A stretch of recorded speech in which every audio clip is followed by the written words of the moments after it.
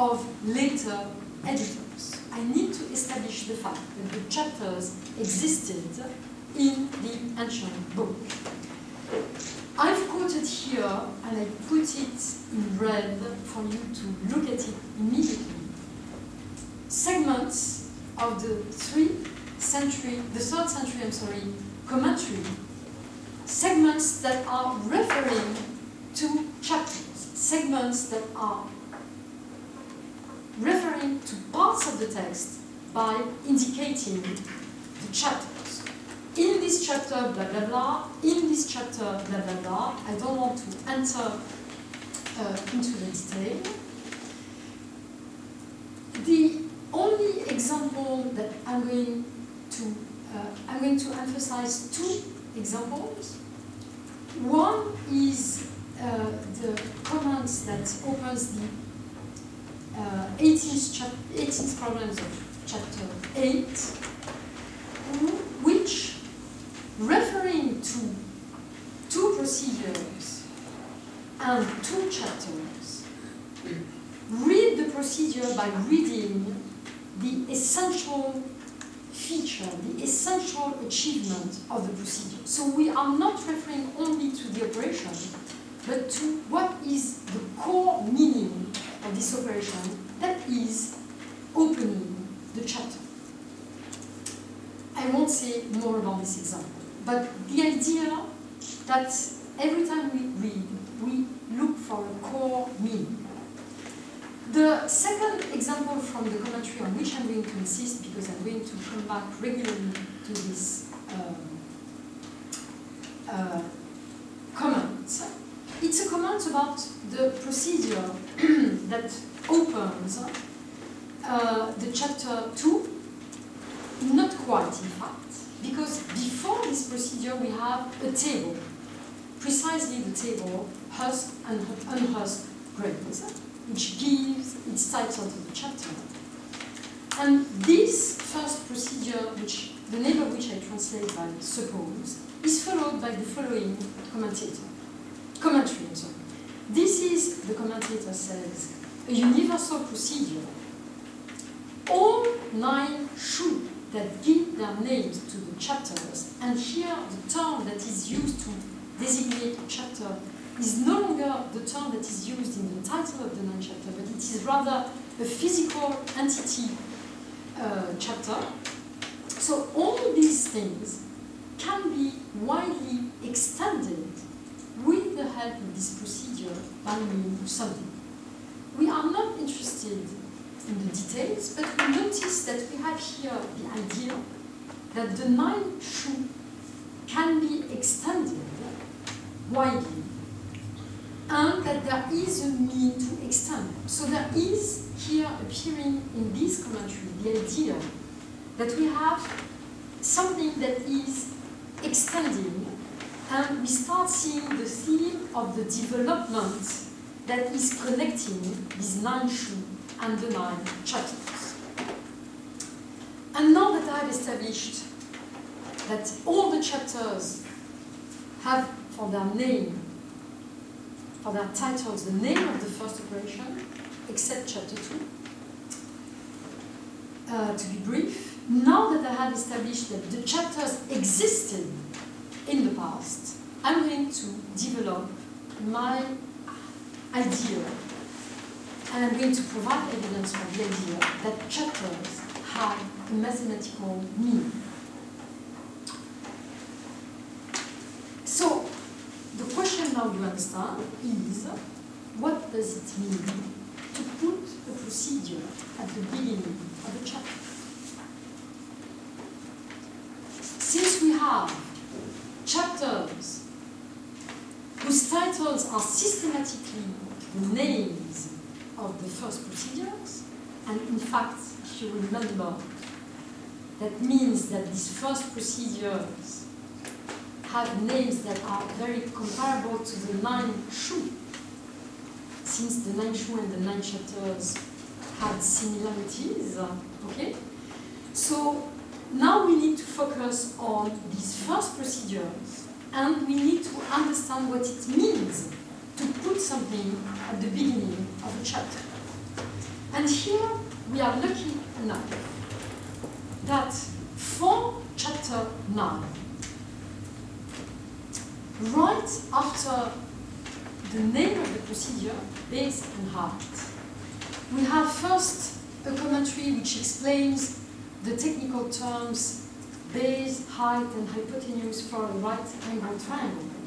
And after the explanation about the technical terms, we have the following comment. The operation base and height, which corresponds for us to what we would call Pythagorean theorem, in fact it's a procedure, that's why I translate as Pythagorean procedures, is about to be extended to all the situations, to all the algorithms. This is why the procedure is set out first so as to make their origin appear. And now you understand that this is a key statement because this statement is making clear the reason why this procedure was put first. This procedure was put first because it's going to be extended. And what is the connection between the procedures to which it is going to be extended and this procedure? This procedure is the origin of the other procedures. So all these terms, origin, extend, development, all these terms are related to each other. And for all these terms, we can find other occurrences. Again, explaining why something is put at the beginning of a book in another book, the Moment of the Jaw, which is a book of mathematical astronomy, let us say. The commentator also explains in exactly the same terms why the procedure is put first. We can find other connections between the origin of something and the possibility of extending.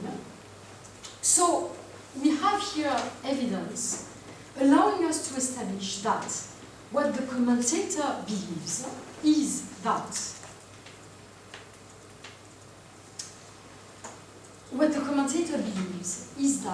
the procedure which is put at the beginning of the chapter is a fundamental procedure which is the origin of the procedures that are going to follow in the same chapter. Let me give you an example of such an extension. I will give you the example of the first chapter entitled Rectangular Field. It can be proved on the basis of evidence that the term field at some point before the 3rd century took up the meaning figure. I cannot tell you whether in the 1st century it already has the meaning figure or not, but I'm just sketching this. In this chapter we have two components. We have fractions and the arithmetic of fractions, and we have arrays. And it can be shown that fractions were associated to a rectangle. A rectangle having as its width the numerator, something that corresponding to the numerator, and as its length, something corresponding to the denominator. And that all the arithmetic of fractions is thought of in terms of elongating rectangles or shortening rectangles, but keeping the same area. Whereas with respect to areas, in fact, the key way of reasoning with respect to area is transformation into the area of a rectangle. So one can make a case of how both the two components of chapter 1 are united behind the procedure rectangular field. Moreover, we have terms that we can pick up in the commentaries that reflect this interest for the extension of the procedure. we have the term universal procedure, which occurs twice, and twice to qualify procedures that are placed at the beginning of chapters. And we have this term extend that we met with at the beginning, in the commentary of beginning of chapter 9, but which we also saw occurring in chapter 2 and in fact also in Europe's prefix. So as a consequence of this, I believe that we can interpret these 9 shu as referring to 9 fundamental procedures that are the origin of the chapters that they open, and that they somehow give their name to the part of mathematics that is going to be developed from that fundamental procedure. And so, in this context, the interpretation of the chapters would be that a chapter represents the extension of the opening procedure that gives the chapter their name, the extension of this opening procedure to the treatment of other topics. Now the question now can be, why is the fact that the opening procedure is essential,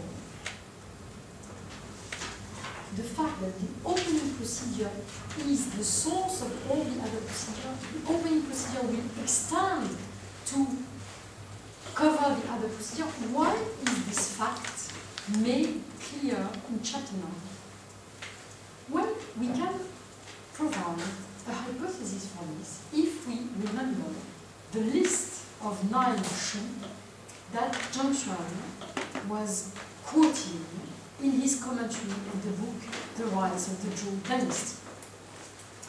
You remember that, and I put here again John Schwan's list of 9 fundamental procedures. You remember that this list comes from Zhang in the 1st century, and John Schwan quotes that we have 9 fundamental procedures, but in modern times there are 3, apparently 3, we don't understand the second one, I remind you, other things. And what happens in the book, the 9 chapters we see, is that Pangyang has been replaced by base and height. And so one may very well read the fact that the commentator explains why base and height is put here, because it is the source for knowledge about the right angle triangle. So somehow one can read the commentary as commenting the fact that it is no longer Pangyang, but it is Gogu which is put first, because it is Gogu that is the source of the knowledge that follows in chapter 9, and that is going to be knowledge about the right angle triangle. This is, in my view, how one can interpret what this development of the 9 fundamental procedures to make the 9 chapters that we read in Europe's preface at the beginning. Remember, there were the 9 fundamental procedures at the time of the Duke of Zhou, and it was their development that led to the 9 chapters. So, to high antiquity, it is attributed to have the knowledge of the most fundamental, and the 9 chapters are the 9 parts of mathematics that derive from these fundamental procedures. What is very interesting is that in another book that Li Chunfang wrote, I don't comment about the nature of this other book because this is not interesting for us, we have another statement that is again using this concept of development, but this time it is to state the fact that these 9, and there is only 9 in the text, so we can interpret it as 9 fundamental procedures, or we can interpret it as 9 chapters. So these 9 all develop from a concept, which is the concept of lu, and then Li Chunfang makes comments to capture the core elements of these 9 fundamental procedures or 9 chapters, thereby concluding, hence, the methods of the mathematical procedures are exhausted by this. In both cases, I'm not going to develop this point, but these statements about developments are made clear by commentaries that analyze why procedures are correct and that bring to light either the first procedure of the chapter or core elements of the first procedure of the chapter underlying a given procedure. In this context, it is interesting to see that we have an echo between the comments I was discussing after chapter 2, after the first procedure of chapter 2, and this description by Li Chunfang of the organization of mathematical knowledge. What is the interest of this? You see that in Li Chunfang's later statement we have lu as the origin from which the 9 fundamental procedures derive, and here you have an extension by means of lu of these 9 fundamental procedures. So you have Akin concerns, both in terms of extension. So, to wrap up, we see that the classic embodies an understanding of which 9 procedures are the most fundamental. We have a continuity with the list junction quoted, but we also have differences. So this seems to indicate that this was a program embraced by several practitioners to identify which 9 procedures were the 9 most fundamental procedures. And this is why it's interesting to have variation in these lists, variation that seem to indicate that people disagreed and reshaped these lists of 9 fundamental procedures. I will not enter into detail, but we can establish that the 2 commentators betray 2 different conceptions of what the 9 parts of mathematics, the 9 main procedures are, and this has consequences. So let me conclude. And I would like to go back to the fact that I'm trying to capture features of a given mathematical culture, and I'm going to capture features that relate to ways of structuring texts and meaning given to the way of structuring texts. So, the 9 main procedures give rise to 9 parts of mathematics that are the 9 chapters. These 9 shu I established are the 9 most fundamental procedures from which all mathematical knowledge derives. And we have seen that we have a continuity with research to which Zhongshuan bears witness, and continuity with research carried on by Liu Hui, by Li Chunfang. These 9 fundamental procedures, and there I go back to the question of the chapters, these 9 fundamental procedures would be placed at the beginning of a chapter, and the chapter having the name corresponding to this procedure would embody the development of this fundamental procedure, which would be the source of this chapter in a sense that can be made clear. So, in my view, this is how the commentators seem to read the 9 chapters, and this is how I understand now this statement on which I pondered. Here I translated Shu as part of mathematics. It would be perhaps better to do all 9 fundamental procedures that give their names to the chapters. This is the term Shu, can be widely extended, and so on. So you see that we have this relationship between the 9 fundamental procedures, the development, and the 9 chapters.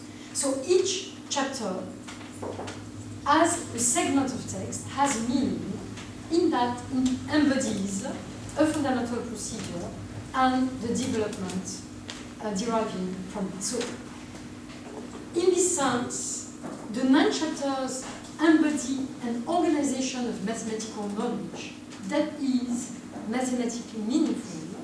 And you see that at the core of this understanding of mathematical knowledge, one way of understanding the value of generality plays a key part, because it is the most general fundamental procedure which is placed at the beginning.